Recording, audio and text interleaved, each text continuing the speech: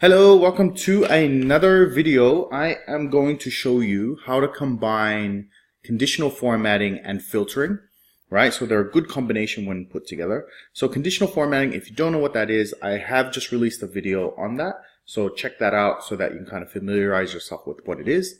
But if you need to be reminded, basically cells will be colored based on conditions you set, okay? So let's do this on the sales, okay?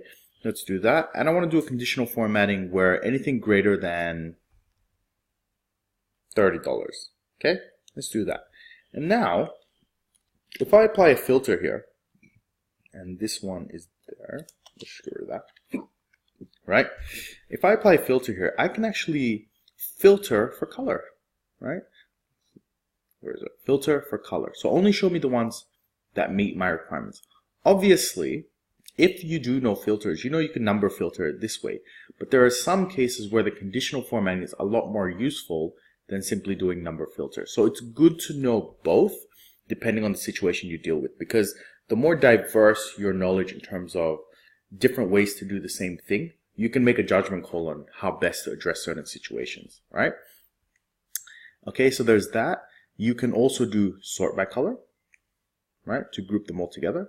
And you can do obviously different types of conditional formatting with the sort by color, filter by color, and so on, right? So just a really neat little trick. Just by combining two functions, you can get different effects. So I hope you enjoyed this short one, and I'll see you next time.